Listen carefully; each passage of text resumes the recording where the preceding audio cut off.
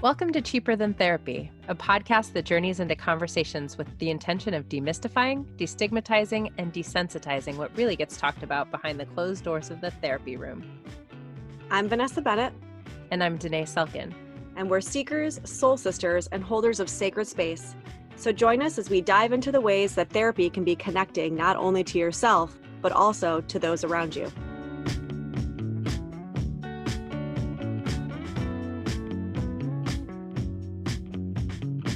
Hey guys, welcome back to Cheaper Than Therapy. We have another one of our coaching sessions today. This one is with Rachelle. And Rachelle was really interesting for us to talk to because what we find comes up so often with clients where they are just really wanting to live life to its absolute fullest, right? They are in this space of doing, experiencing, living. She's sort of someone who was like moving around constantly. And I think Vanessa and I both sort of felt a sense of your work is to be still. Mm-hmm. Yeah. And we talked, I think, a bit about how the quarantine was almost affording her that luxury, but it took us a little while to get to that place with her, right? Because it felt like, and I see this a lot, we all have so much going on in our lives, and so many times we can keep ourselves busy in the doing. And in a way, the doing is actually hiding what needs to be done, which is actually just being still, right? It's the doing versus the being. And I think there was a real sense here that while, she was excited rather about all the things she was doing and the trainings and the moving and this and that, I remember feeling myself in that moment being like, oh, okay, but what's really going on? Like, it feels like there's something underneath that we're almost not able to settle into because there's so much content swirling around. Yeah. And so that's an important note, right? Like, because I think so often what we are doing as therapists is sort of weeding through the content, which is the things you're talking about, to find what we call the process, right? Like, but what is happening for you internally in the midst of all the stuff, right? And so a lot of times as therapists, that's what we're listening for, the process of what's happening. Right. All right, guys, enjoy.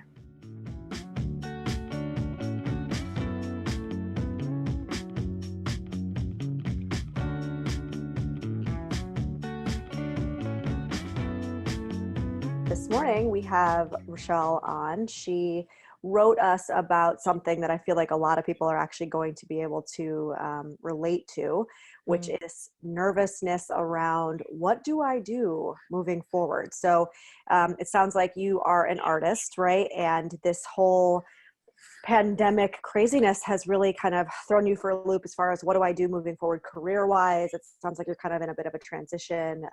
You've gone back to some schooling and programs. So I'll let you kind of take it and give us the top line. Cool. Yeah. Thank you. So yes, my first career was engineering.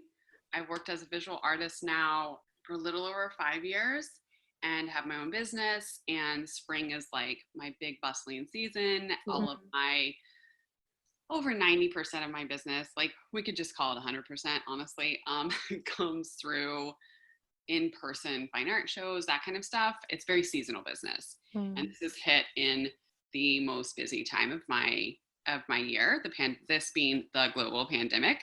And so that basically not even postponed, but canceled everything.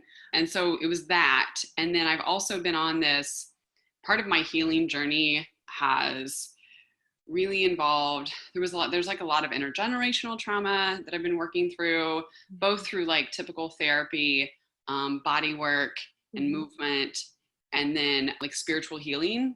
And so I had been looking into going back to school for a master's in divinity, and that revolves around Sufism, which is like, so yeah, okay, you're smiling. Somebody's familiar. That's good. I'm glad. Yes. Most people just give these blank stares like, what?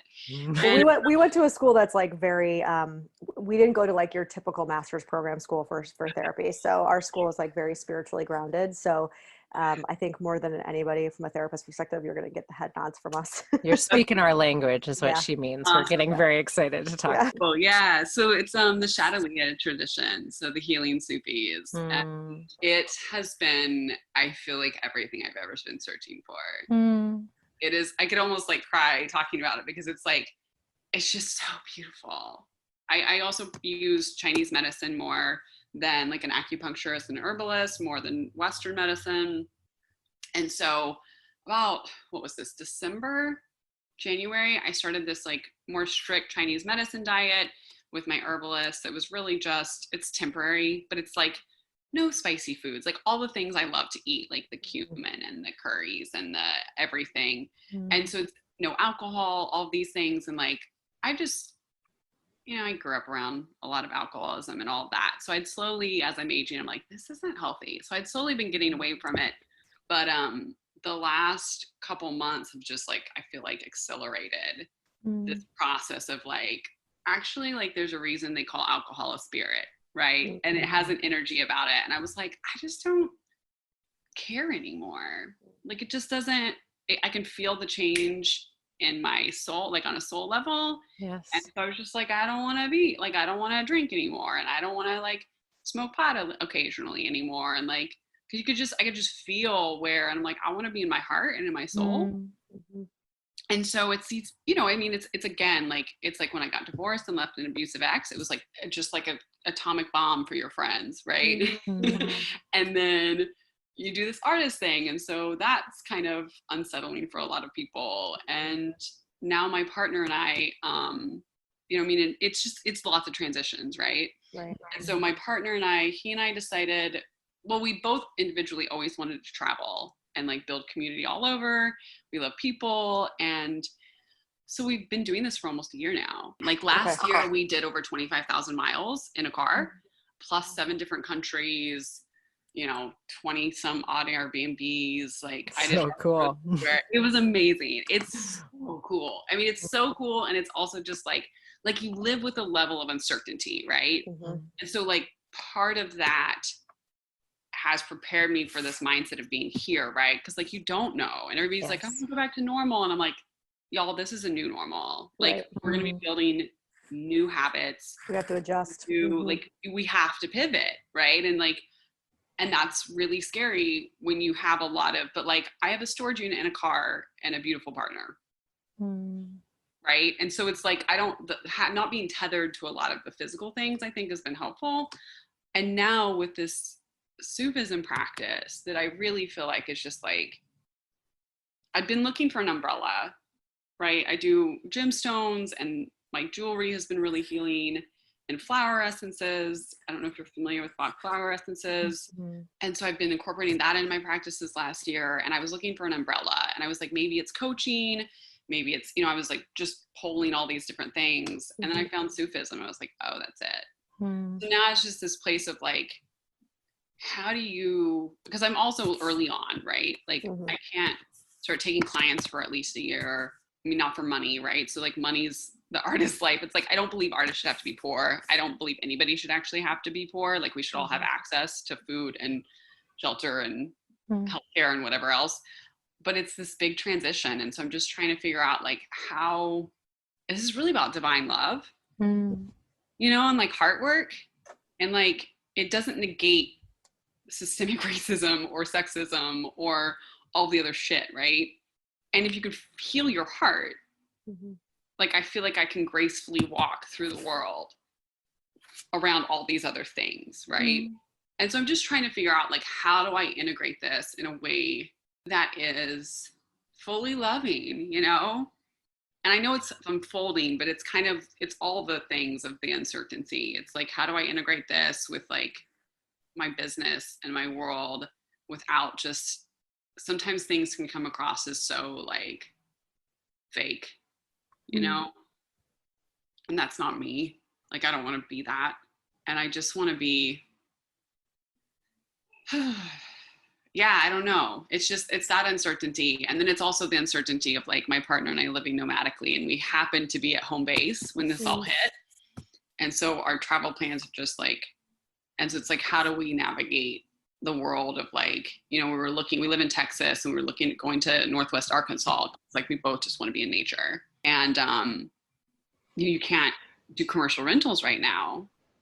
And so it's like, okay, so we can't do that. So then, ended up finding like everything's on sale on Airbnb, like everything's on sale. If you can get there safely, right? Like everything's on sale. And so we ended up finding this really cool lake house that's not far from where we are now. So that'll be. Can I ask, because what it feels like is, it feels like there's a ton of content going on, right? It feels like almost the image I'm getting is you being torn between all of this like swirly content that feels very based in logic, and then trying really hard to not get lost in the logic and stay grounded in this heart-centered place, right? Yeah, definitely. And the word that keeps coming up for me is trust. Yes. Mm-hmm. Yeah. And while I hear you verbally saying, I've been through this and I've been through this and I know this will happen and I know we'll work it out, it almost sounds like the logical part of you is trying to convince the other part of you that it'll be okay. Like, I'm wondering if there feels a little bit like this lack of trust that it will be. And so it's almost as if we're trying to convince ourselves that it will be okay. Yeah. Like a big part of my story revolves around surviving from birth, like the automatic birth. And I realized I had this Sufi healing, and it was the thing that kept coming up was like, I'm not going to make it. Mm-hmm. That's how I entered the world, was like, you're dying. So it sounds like this is activating a lot of that, right? It's like that's what's all really of a sudden you've gotten thrown back into that place again. That trauma cycle. Yeah. And it was like, over 3 years ago, it was like escaping an abusive marriage. And it's like, okay, but you're not there. Right. Like, and that's why we were talking earlier. It's like, this is still not the worst week, the not worst month, this is not the scariest thing I've survived. Right. So it's like, how do you move from victim to survivor to something past that? Well, I think it's a little bit of what I heard Vanessa say first in terms of the trust, right? Like, I think this might have been before we started recording, but you were talking about just sort of this inner knowing I had about what was happening with this virus before everyone knew, right? And I hear a pull between the two worlds happening for you, Rachelle, right? Like, there's this inner knowing, there's this inner sense of truth, and then there is the world's logic, or what I have been conditioned by the world to believe is possible, or the way that we need to do things. And I feel so strongly that trust that you're talking about, Vanessa, is, how do I stay grounded right now in that space of inner knowing, in that space of truth? Because frankly, I think you are going to be the leader that we need in the midst of this, right? We need you to stay centered in that truth so you can lead the rest of us into that heart-centered place, right? So you kind of got to shift into that. How do I tune out the noise so that I can come back within? Because that's how I lead. Yeah, no, that feels so real. And I guess, that's the question, is like, how do you, in Sufism, there's like the voices. I don't know how much like, so the nafs, which like the nafs are like what are telling us that you're hungry or you need, they're really helping us for survival. But then over time they get kind of clouded by trauma, right? And so they're the things that tell you like, oh, you're not safe. Oh, you're this, or you're that. And it's like, so in Sufism, it's been really lovely to be like, oh, okay, cool. So like when you learn these different aspects of it, you go, okay, I can separate, like there's my divine heart and soul. And then this other thing is here to protect us in this human experience. Right. And so for us, we would say that that's really your defenses, right? And it's your unconscious defenses that have kind of been formed over time based on trauma, based on experience. And when I work with clients, I like to say, we don't want to get in there and immediately throw out all of our defenses, because they're there for a reason, right? They are there for survival. It's more about kind of giving them the head nod or the hat tip and saying like, I see you, I appreciate what you've done for me up to this point, because I'm here and I've survived, which is great, right? But here's the thing, I've learned other ways around it. So when it comes up, when it gets activated, whatever that defense is, you can acknowledge it, say thank you, and then ask it to sit down, because now you have a different way of stepping into the world, right? And so this idea of trust, like to what Tanae was saying, I think a little bit of the practice for you is going to be acknowledging when that defense comes up. I would push you to actually acknowledge it verbally and actually state it. I see this. I see what's happening. I see that my logical brain is getting on a hamster wheel and I'm trying to sort things out and make sense of things, right? That's a defense. That's a defense that most of us have, right? But that's a defense for you that's coming up because I'm watching it happen actually. Okay, I see what's going on. I'm going to name it. I'm going to verbalize it. I'm going to sit with the feeling in my body that that defense is bringing up, right? I'm going to feel it. I'm going to allow it to be there, maybe do some writing around it. And then what is it that I can do that is different than that defense, right?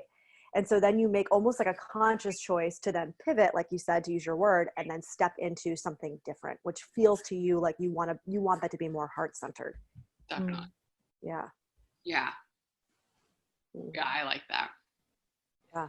Because I think for most of us, especially, and, you know, bringing this into the realm of what a lot of us, I think, can kind of relate to, I think most of us have, like I said, the defense of logic, right? And trying to make sense of, I'm making air quotes, of what's happening, right? Because it makes us as human beings feel better.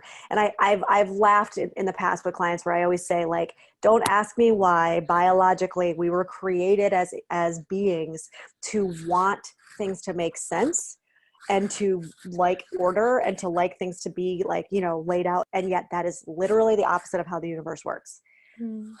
It almost feels like this cosmic joke, right? That humans were created this way, and yet the universe is anything but normal, and it's super chaotic, right? So to recognize that and to say, okay, I'm doing it again. I'm trying to make sense of when there is no sense, and to just sit in that discomfort. Yeah. And almost like I hear you saying, V, laugh it a little bit, you know, like there goes my humanity again, wanting to make sense of what is beyond the realm of what makes sense, right? Like me trying to bring logic into what is my internal knowing, my internal wisdom. So human of me. You know, there I go again doing that. Yeah. Well, and you have a lot of plates being spun too. And I think that there's something to recognize about that, right? Like we can almost get overwhelmed or lost in, I have all of these plates. And that almost actually feels like another defense to me, is to go, okay, I'm spinning all these plates and then, but what about this? And what about this? And it's like, right. Okay. Stop, step back, take a seat. Maybe you can visualize yourself pulling yourself back 30,000 feet and seeing all of those plates spinning. But instead of being underneath all the plates doing the spinning, you're actually watching the plates and you're going, okay, this is it. Like I've got all these plates and it's fine, right? And they're going to fall as they may or not fall as they may, no matter how hard I spin or not spin. Yeah, definitely. Yeah. I really feel so strongly, Rachelle, for you. You know, I always come back to that. Like when I'm not sure what to do next, do nothing, right? I feel for you so strongly. Your work right now is to be still and know. Your work is to be still and trust. Your work is to be still and be inspired and tap into like the channels that are going to give you your answers, as they always have. You know, you sort of have talked us through like what your path has looked like, and your path has taught you resilience. Your path has taught you how to be agile. You know, your path has given you so many of the tools you're going to need for this next step. And so can I just be still with myself and nurture this sense of becoming that I'm coming into? Yeah.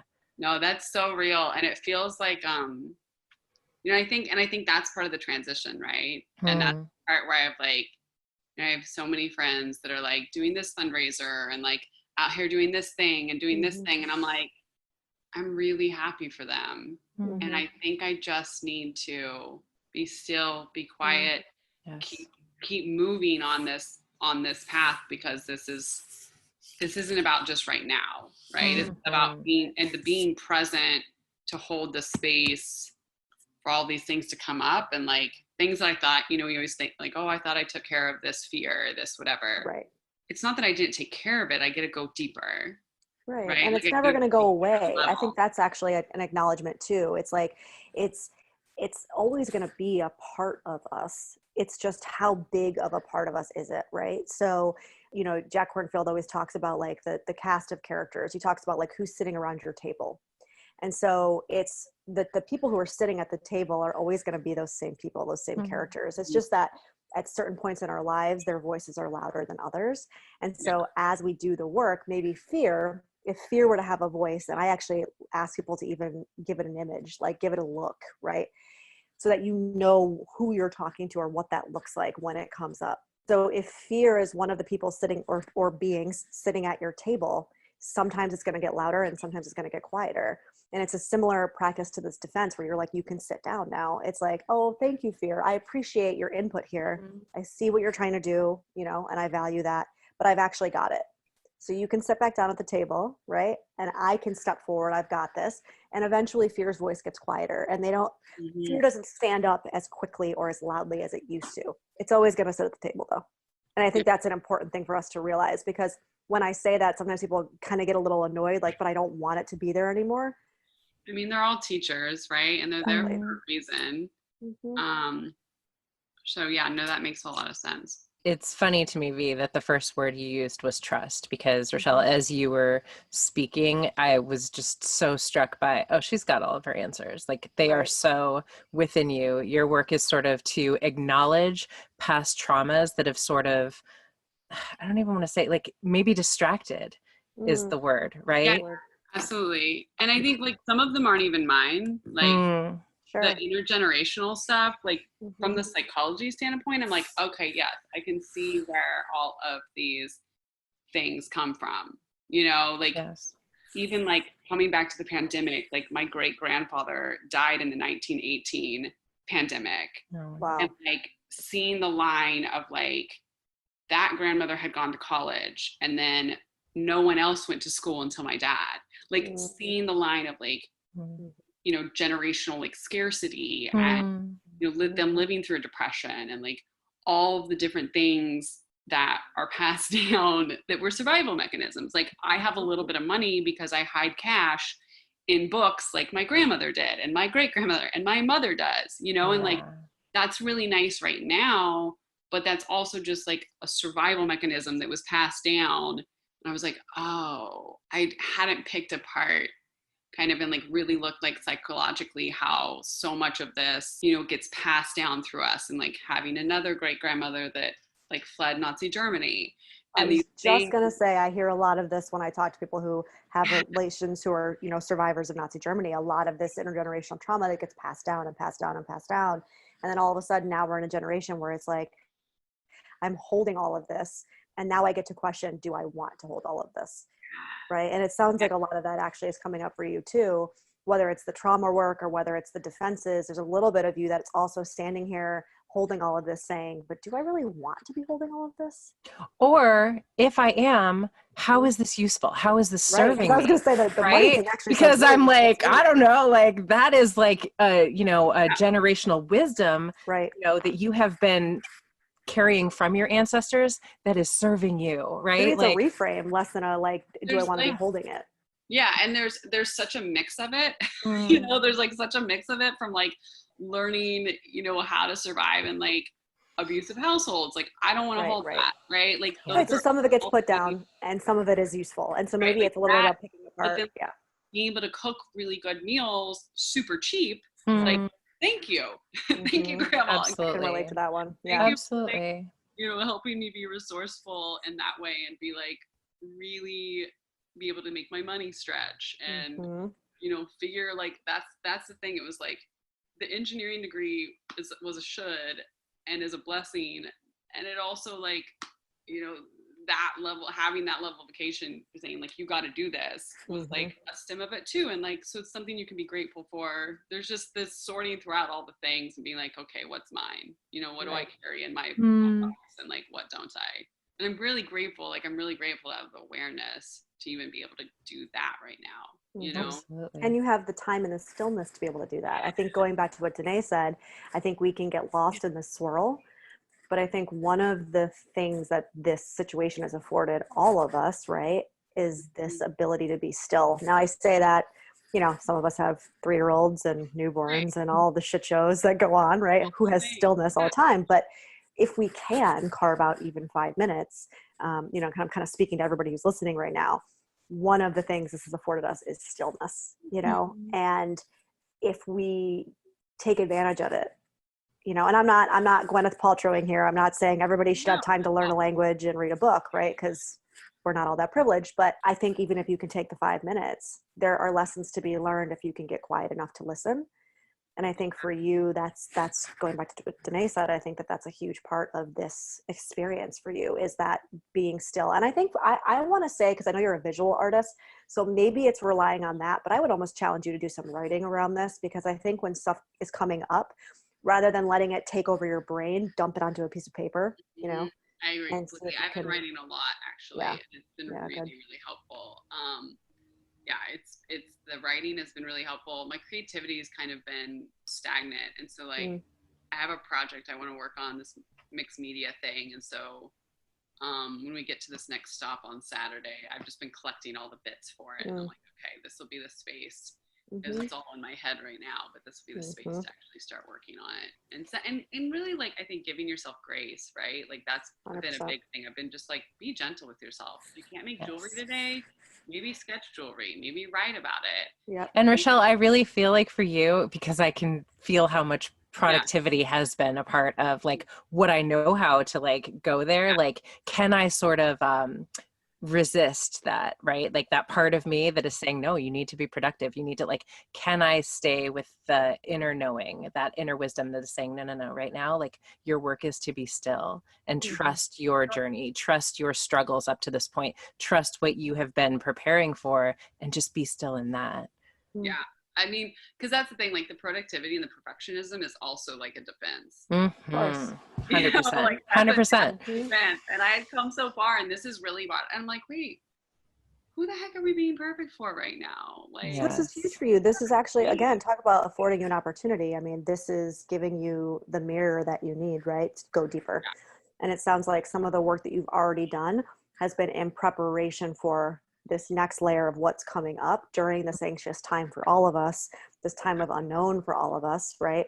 And in a way, this is, I don't want to say it's a good thing, but it is giving you an opportunity. See, and that's the hard thing, right? It's like, it's not a good thing. And there is, you know, I mean, it's also showing every fault that like societal structures have, right? Like, there's so many things. And it's like, okay, if we can hold this and remember and say, okay, what's the change we want to make? Absolutely. Right?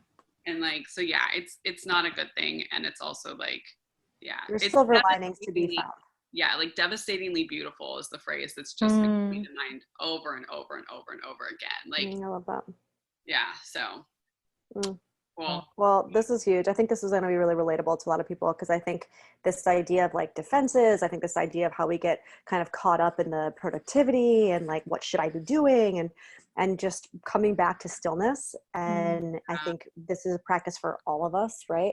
But I think you've given us kind of a way to see through this conversation. So I appreciate you know, calling in with that.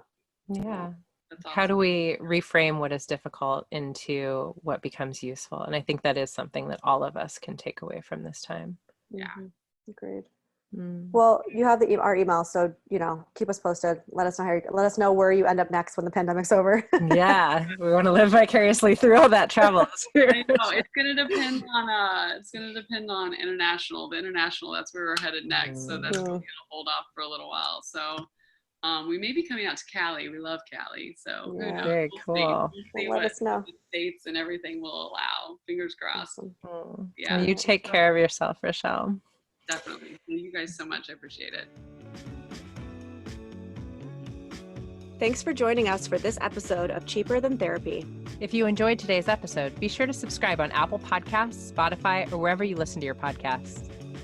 And if you want to connect with us, you can find us on Instagram at Vanessa S. Bennett and at Danae Logan Selkin.